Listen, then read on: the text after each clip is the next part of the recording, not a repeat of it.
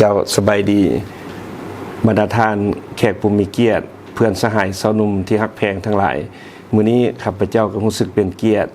ที่ได้มีโอกาสเข้าร่วมรายการเพื่อนสาวนุ่มซึ่งเป็นรายการสื่อมวลชนของคนรุ่นนุ่มที่มีบทบาทสำคัญในการเต้าโฮมแล้วก็โฆษณาการเคลื่อนไหวของสาวนุ่มก็คือแนวทางของพรรคของรัฐพวกเราสำหรับการเข้าร่วมให้รายการสัมภาษณ์สุดนี้ข้าพเจ้าก็รู้สึกดีใจเนื่องจากเป็นการสัมภาษณ์ในโอกาสวันที่มีความหมายความสำคัญ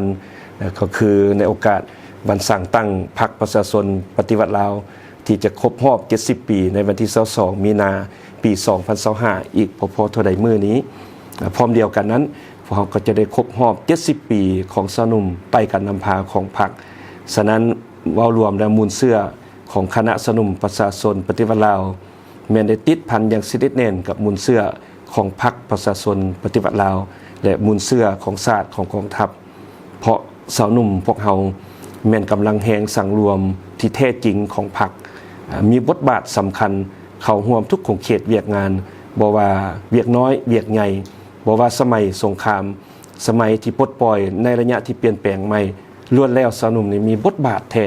มีบทบาทสำคัญเป็นกำลังแหงประจันบานกระดังคำขวัญที่เป็นอมตะหรือคำเว้าหรือคำขนานนามของผู้นำเปรียบเทียบใส่สาวนุ่มที่ข้าพเจ้าก็ยังจื่อว่าบางท่านเพิ่นก็เปรียบเทียบว่าสาวนุ่มเปรียบเหมือนตะเวนขึ้นใหม่เบิ่งอย่างหนึ่งก็คือแท้คือว่าเพราะในชีวิตวัยหนุ่มของคนรุ่นหนุ่มเป็นวัยที่ว่าห้าวหันเข้มแข็งหลายนอกจากนั้นเพิ่นก็เปรียบเหมือนสาวนุ่มเป็นกำลังประจันบานที่จงรักภักดีต่อพรรคต่อชาติก็แสดงออกบ่ว่าในสมัยสงครามบ่ว่าบรรพบน้อยบรรพบใหญ่สาวนุ่มนี่ขานอาสาเนาะกระดังคำขวัญที่เป็นอมตะของคนรุ่นหนุ่มที่เพิ่นมอบให้สาวนุ่มบ่อนใดยากสาวนุ่มบุกบ่อนใดทุกข์สาวนุ่มผ่านผ่าเมื่อใดชาติเรียกร้องต้องการสาวนุ่มขานอาสานอกจากนั้นประธานไกรสอนพรหมวิหารยังให้คำขนานนามที่ยังเป็นอมตะและยุคสมัยที่ว่าสาวนุ่มจงเป็นดังนกอินทรีที่บ่หวั่นกลัวต่อพายุลมแดงจงกลายเป็นสินไทรแห่งยุคสมัยของพวกเฮาซึ่งจากเมื่อนั้นฮอดมื้อนี้ข้าพเจ้าเห็นว่ายังสอดคล้องและยุคสมัยต่อสาวนุ่มของพวกเฮาขบวนการเฉลิมฉลองวันสร้างตั้งคณะสาวนุ่มประชาชนปฏิวัติลาวครบรอบ70ปีซึ่งปัจจุบันนี้การนำอยู่ในรุ่นนี้ก็พร้อมด้วยภาคส่วนเกี่ยวข้องกำลังสร้างขบวนการเป็นอย่างดีครับพระเจ้าก็ได้ติดตามข่าวเห็นว่าการสัมภาษณ์อดีตการนำนี้ก็เป็นหนึ่งกิจกรรมที่ดีหลายที่เขาจะได้พร้อมกันปลุกระดมเนาะสาวหนุ่มประกอบอยู่ในธุรกิจขนาดกลางขนาดน้อยแต่ละแขวงพร้อมติดพันกับการเคลื่อนไหวเวียกงานต่างประเทศภายหลังเขาเคลื่อนไหวแล้วหากว่าพระเจ้าสามารถผลิตเป็นสินค้าเนาะเริ่มต้นที่จะเป็นการค้ำประกันเสบียงอาหารของสาวหนุ่มต้องเข้าร่วมขบวนการปลูกกระบวนการเลี้ยงโดยเฉพาะตามระยะนี้ก็เป็นทิศเศรษฐกิจเอกราชเป็นเจ้าตนเองของศูนย์กลางพรรคที่ได้วางออกหรือเขาเอิ้นว่าสอจตัวอย่างอยู่แขวงจำปาสักนี้พวกเขาก็ได้เริ่มเผยแพร่ภายหลังศูนย์กลางพรรคได้วางออกอยู่ในเดือน4วันที่16เดือน4หลังจากนั้นรัฐบาลได้ออกเป็นมติ05วันที่21เดือน5ประมาณนี้จากนั้นเดือน6แขวงจำปาสักพอก็ได้เผยแพร่เดือน7ถือว่าเผยแพร่ฮอดขันบ้านจากนั้นก็เมียนได้มีโครงการมีข้อตกลงตัวจริงของคะแนนการซึ่งปัจจุบันนี้ได้เริ่มมีน่อแหนงการผลิตของสาวนุ่มพวกเขาเองและผู้ประกอบการจำนวนหนึ่งคือยกตัวอย่างอยู่ขึ้นบ้านสะพังเหนือเมืองมุลปาโมกแขวงจำปาสักนี่สาวนุ่มผู้หนึ่งเราก็ปลูกข้าว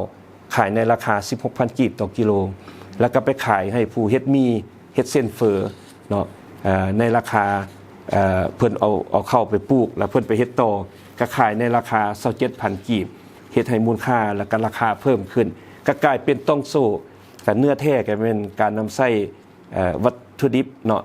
อยู่ในท้องถิ่นของตัวเองในบ้านเดียวกันก็หมายความว่าเป็นการผลิตแบบต้องโซ่ก็คือสอจเนาะฉะนั้นได้กลายมีน่อแหนงหรือว่ากลุ่มหัตถกรรมอื่นๆเองก็เจ้าก็ได้ยกระดับมูลค่าเพิ่มของตนเองหลายอันก็เห็นว่าเกิดมีน่อแหนงนั่นก็เป็นกระตูสาวนุ่มคือยกตัวอย่างนักธุรกิจหนุ่มซึ่งเป็นรองประธานสมาคมกิจหนุ่มและสหายอื่นๆก็เจ้าก็ได้ต้องโฮมกัน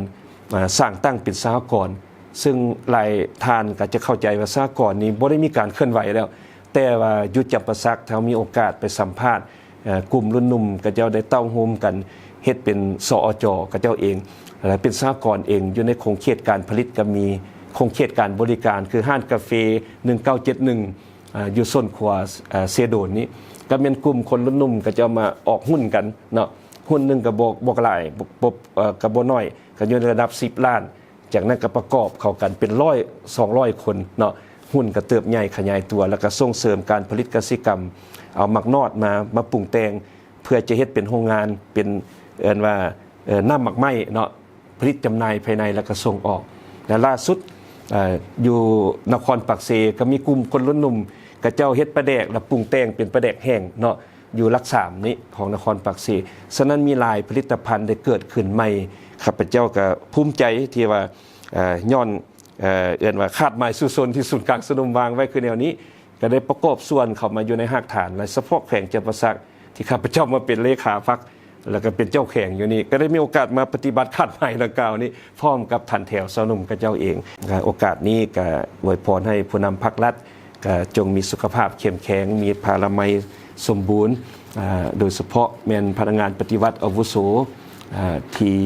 ยังเคลื่อนไหวและบางทานที่พวมปิ้นปัวอยู่หันก็ขอให้สุขภาพเข้มแข็งมีพลานามัยสมบูรณ์เบิกบานม่วนซื่นกับวันสร้างตั้งพรรคในโอกาส70 ปี70 ปีของสนุ่ม70 ปีใต้ห่มทุงของพรรคให้สามประวัติศาสตร์พวกเขานี้มีขบวนการที่ฟดฟื้นสาวนุ่มลาวอาจหารก้าวขึ้นขอขอบใจอย่าลืมกดไลค์กดแชร์และกด Subscribe เพื่อติดตามข่าวต่อไปที่นี่จำปาไมนิวส์